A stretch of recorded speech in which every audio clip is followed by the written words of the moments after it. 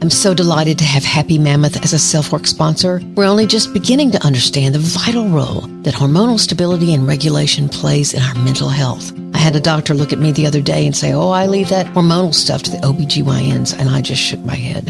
So sometimes you have to advocate for yourself, and that's where Hormone Harmony comes into play. Happy Mammoth is the company that created Hormone Harmony, which is not just a supplement for women going through perimenopause, menopause, or postmenopause, but is dedicated to making all women's lives easier no matter what time of life you're in now. They make no compromise when it comes to quality, and it shows. You can join thousands of women who are so very happy with what Hormone Harmony is doing for them. For a limited time, you can get 15% off your entire first order at happymammoth.com. Just use the code SelfWork at checkout. That's happymammoth.com and use the code SelfWork for 15% off today. Ever feel like you're too busy to eat healthy? Meal kits from Sunbasket are the perfect solution. No more meal planning or shopping. Every Sunbasket meal is designed by dietitians and chefs to be healthy, nourishing, and delicious with none of the hassle. You can choose from a brand new selection of quick and easy recipes each week, and you can order things like Mediterranean diet, vegetarian, carb conscious, even gluten-free. I love to cook, but some nights having those decisions made for you and so nutritiously with organic fresh produce is fabulous. You can also have pre-made meal options as well that are just as tasty and are ready in 5 minutes or less. Sunbasket takes care of all the hard parts of healthy eating and delivers right to your door. Remember, mental health is directly tied to what you eat or don't eat, and Sunbasket's offer is phenomenal. Go to sunbasket.com/selfwork today to save $120 across your first 4 deliveries. That's sunbasket.com/selfwork to save $120 across your first 4 deliveries, plus free shipping on your first order.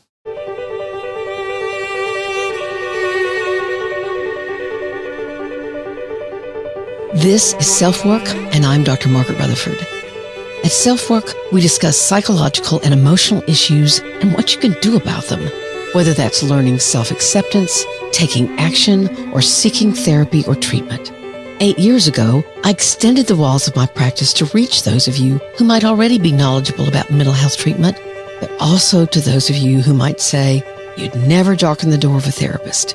And yet, you are here. I'll answer your questions while I invite you to take a few minutes for your own self-work. Mental illnesses have names: depression, anxiety, bipolar disorder, schizophrenia. But let's talk for a second about what exactly good mental health is and how do you create it. As usual, I did my homework and found a really great article as they outline 7 characteristics of good mental health, 7 ways you actually build it. Welcome to this week's edition of SelfWork. If you watched the Olympics, you saw Simone Biles not only succeed wildly, but demonstrate to all the world how important maintaining her mental health has been to her. She talked openly about regular therapy sessions and the meditation practice that you could see her doing between competitions. Today, we're going to talk about the concept of mental health versus mental illness. It's a crucial distinction and one that I think a lot of people kind of get mixed up. As Simone said of her departure from the Tokyo Olympics 4 years ago, first, she tried to explain the danger of the twisties, as they're called, where a gymnast can lose the sense of where their body is in relation to the floor. But then she says, nor do I have to explain why I put my health first. Physical health is mental health. The voicemail message for today is from someone whose mother wants to treat her still as if she were a child and tries to maintain control over her now grown daughter. I'll have some ideas, although I'm happy to report that she also told me that she's read some of my work and that has offered her an explanation of why she's feeling the way she does. That makes me feel good. Today we're going to listen into BetterHelp's message. You know, it's really kind of funny to me. You know someone's more becoming an adult when they start saying, yes, the beginning of the year is January. Because when you're a student, the beginning of the year is September. So for any of you beginning the year here in the next few weeks, maybe it's the time for you to reach out for BetterHelp.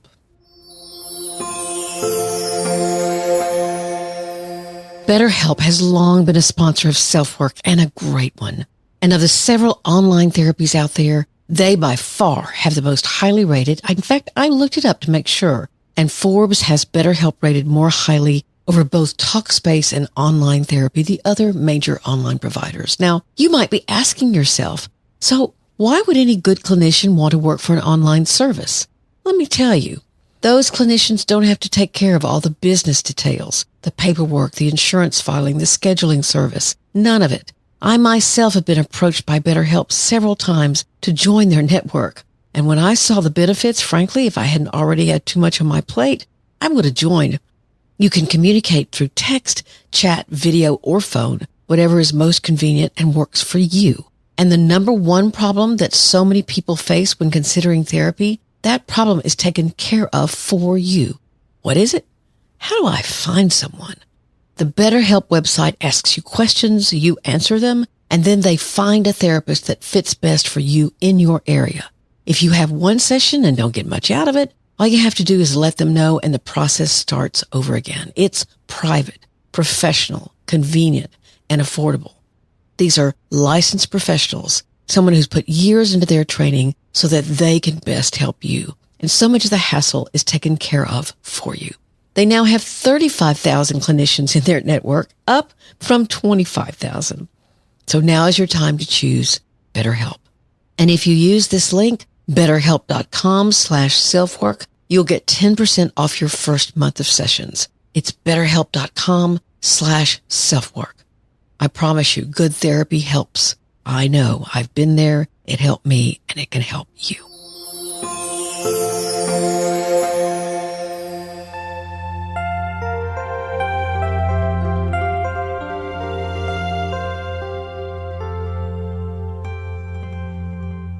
Many of you have heard on SelfWork, as I've talked about my own mental health journey, that I quite suddenly developed performance anxiety in my late 20s.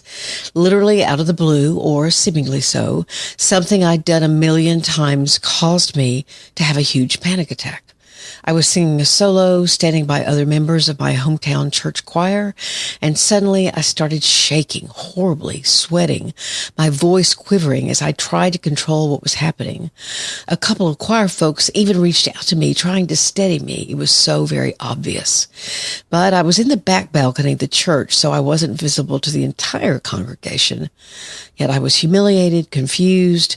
I blamed it on lack of practice, being up too late the night before, anything but the much scarier to me at the time thing of losing my ease of performing. That didn't occur until what they call the yips in golf or other sports began creeping into the rest of my world. Now remember, I was a professional singer at that point in my life, singing regularly in studios with other jingle singers, often being asked to try a solo. Certainly there was a lot of musical stress there, the requirements being that you had to read music very quickly, sing, of course, in tune, and basically, rarely, if ever, screw up. I ended leaving the profession. Was that due to this new anxiety? I didn't want to think so, but that was probably denial. I didn't really want to admit something was wrong. The point I want to make in this episode is this. A mental illness like panic disorder or depression or bipolar disorder is different than poor mental health. You can actually be mentally healthy and have a mental illness. So I had lots of empathy for Simone Biles 4 years ago when she left the Olympics due to the twisties taking over and causing her to very rationally fear for her safety. The Cleveland Clinic explains the twisties as a problem of proprioception. Your mind isn't giving you the sensory or mental cues of where your body is in relationship to the floor.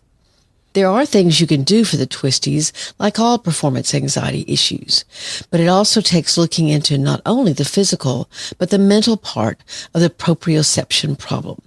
It also takes someone looking into their emotional life, their general mental health, how they're handling decisions, how they're connected with others, how they're generally coping, how they're treating themselves physically, how emotionally mature are they, what traumas might they have experienced in life that may be affecting them now. All of that could be, and probably is, very important to work on. The yips, or the twisties, are called a mental block. Yet anxiety and perfectionism can be a part of their presence. Simone Biles had the mental health to make a decision that the twisties were going to endanger her and perhaps negatively affect her team. So she left the competition, and she was derided for it by many. What jumped into the headlines made Biles sound as if she were sick, when in reality she made a great decision, one that was a rationally good decision. So let's get back to this distinction between mental illness and mental health. If someone came up to you and asked, "How's your mental health?" or "What do you do to keep your mental health healthy?" we might get some confused looks. I get enough sleep, I exercise. But isn't that more about physical health, keeping your weight down, your blood pressure steady? What if you answer instead, "Well, I try to be aware of my purpose or my values when I'm making decisions, so I make choices that don't come back to bite me in the ass or that I regret." Now, that seems to be more in the realm of mental health, doesn't it? We know what mental illness is. It's disordered behavior. There are distortions in your thinking or your emotional regulation that can disrupt your life. Mental illnesses have names: depression, anxiety, bipolar disorder, schizophrenia. But let's talk for a second about what exactly good mental health is and how do you create it. As usual, I did my homework and found a really great article from the UK website mind.org as they outline 7 characteristics of good mental health, 7 ways you actually build it. And then they talk about the feelings or experiences associated with good mental health. Meaning, when you have it, how do you feel? Let's start first with how you build it. The 7 components that they describe are support systems, community, physical health, environmental health, intellectual health, boundaries, and self-care. Let's take one at a time. Support systems. When you have a good support system, you have people around you who are there for you when you need them. This could be your spouse, your siblings, your parents, your friends, people who know you, who you've let in. Now, for some of you listening, that in and of itself may be very hard to let people in or to even admit that you need support.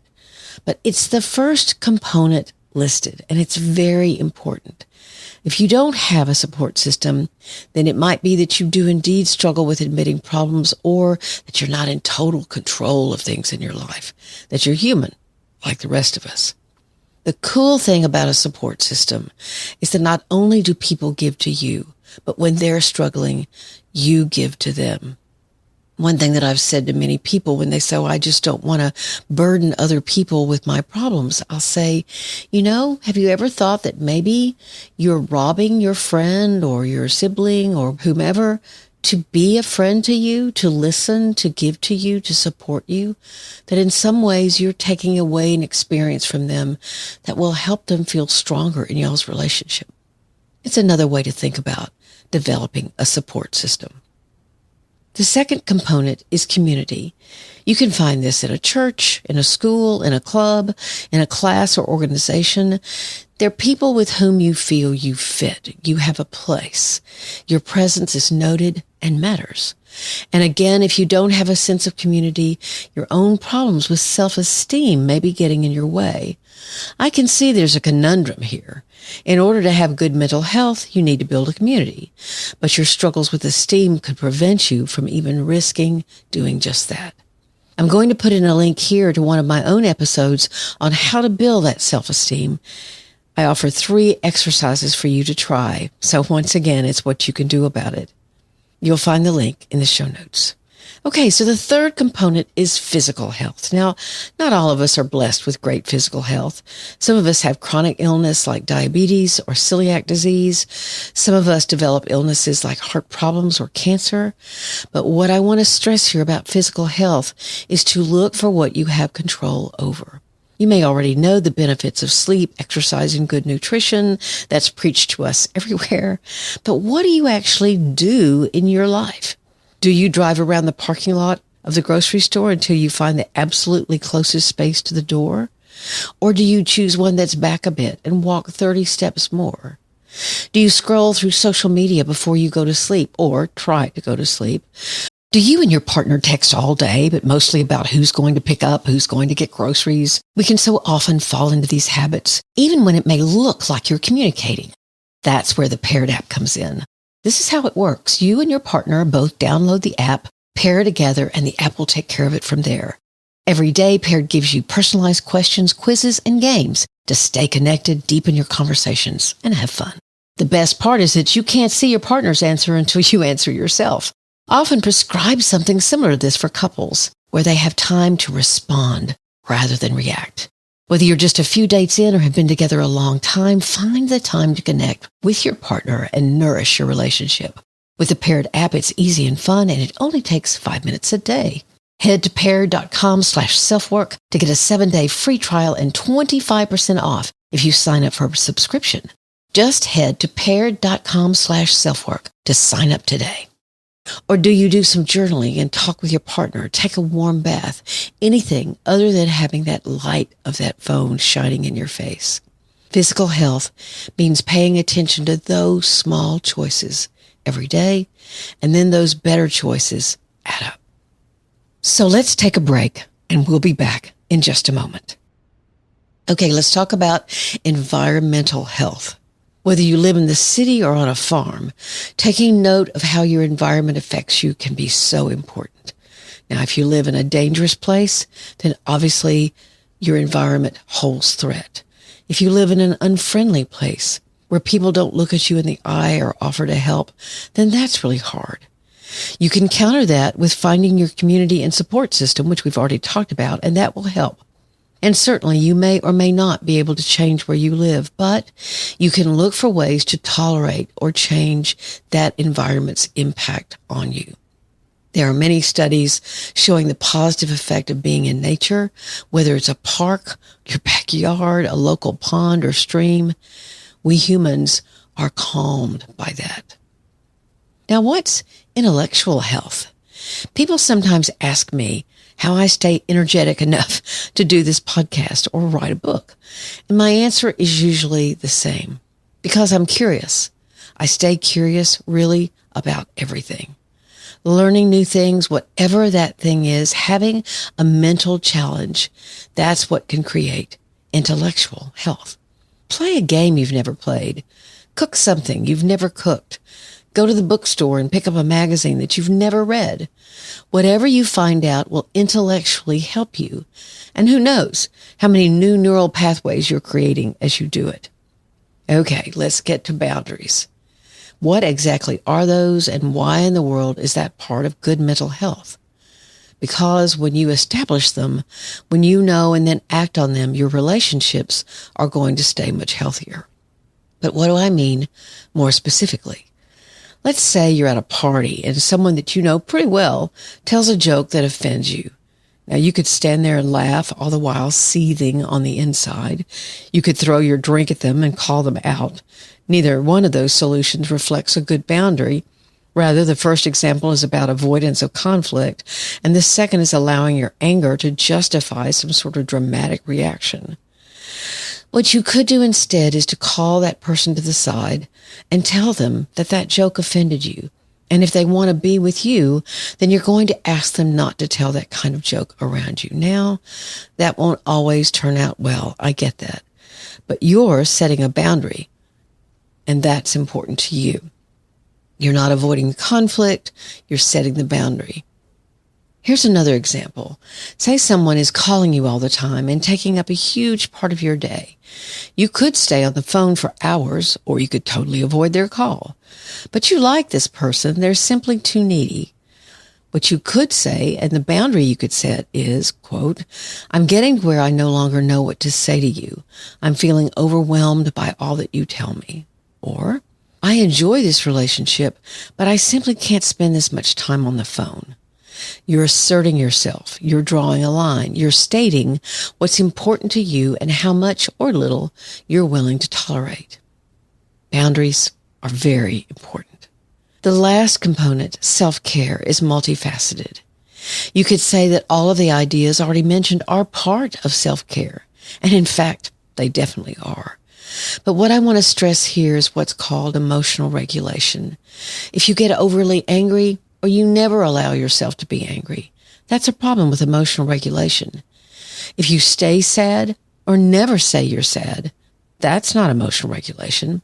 If you stay mostly in your head and don't allow emotions to surface, that is not emotional regulation.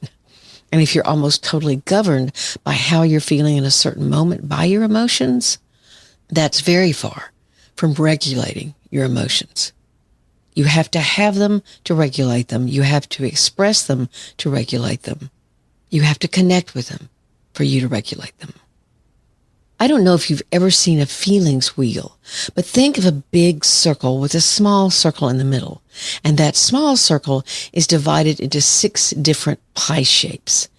Now those pie shapes represent the 6 basic emotions, which are sadness, happiness, fear, anger, surprise, and disgust. Let me say that again. Sadness, happiness, fear, anger, surprise, and disgust.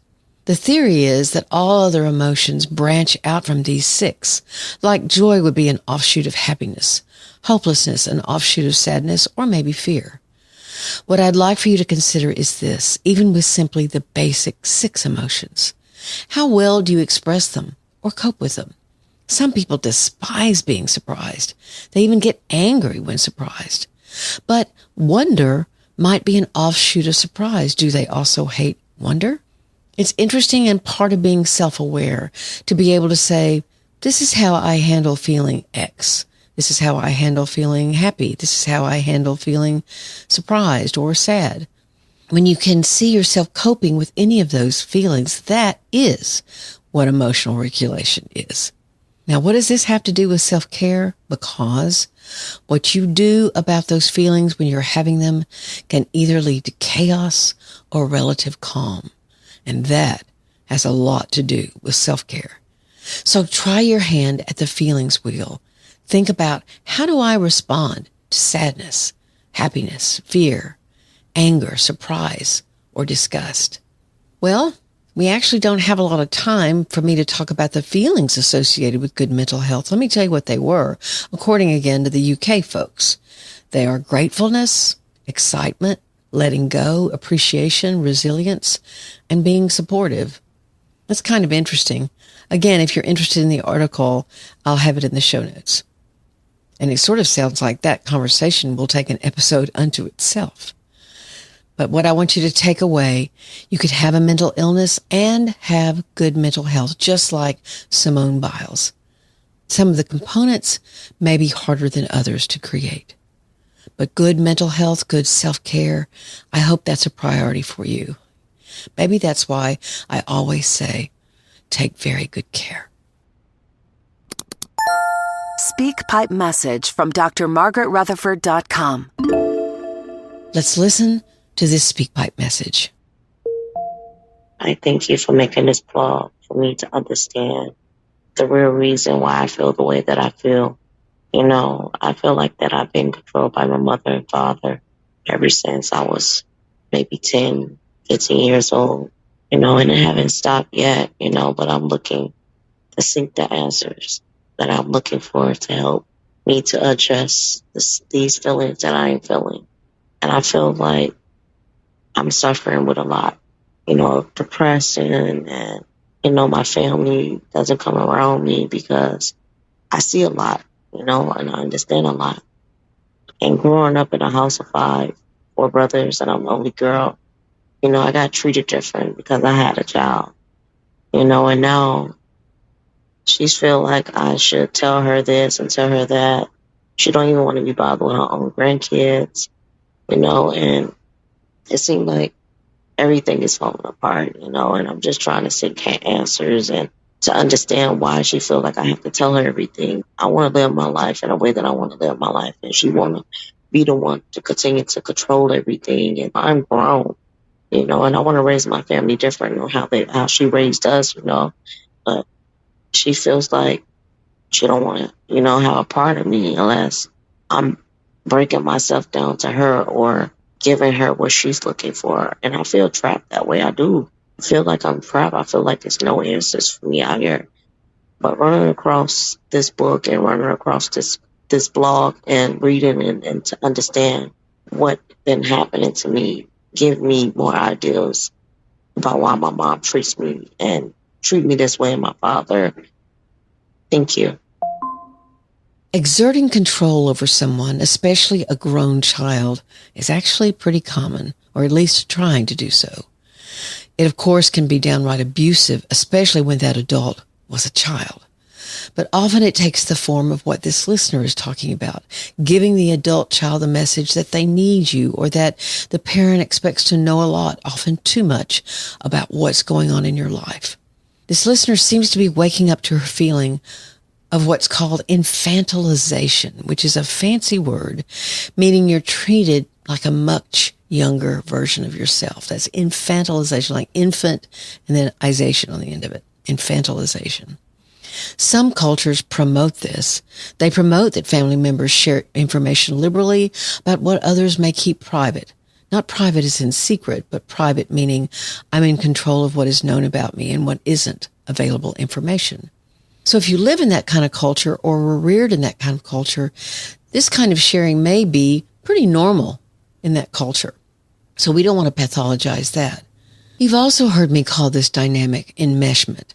That's when a parent gives a child, even a young child, the message that their job is to be heavily involved with that parent. The parent needs them emotionally. And it's a job that's never really successful or over because no one can make anyone else be happy. What I would offer this listener is this. Recognize your parent isn't going to give you permission to become your own person. They won't magically say, you're a grown woman and I need to back off. That's a highly unlikely conversation. It could happen, but probably not. So remember when we were talking about boundaries, this listener is going to have to set some, and likely they won't be well received. She could give her mom a heads up. Mom, I think I need to back off for a bit. I know you mean well, but my life is my own and it's too wrapped up in yours. As I said, that might not go well. And you actually may be surprised by this, but she may feel a little guilty, like she's taking something away from her mother, but she's not.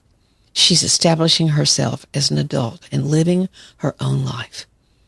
I'm so glad that my work on enmeshment has given her some info that's already been helpful. And let me know how I can help you. Please email me at askdrmargaret@drmargaretrutherford.com or leave me a SpeakPipe message. I love listening to your message in your own voices. You can do that on my website at drmargaretrutherford.com, or the app is also in your show notes.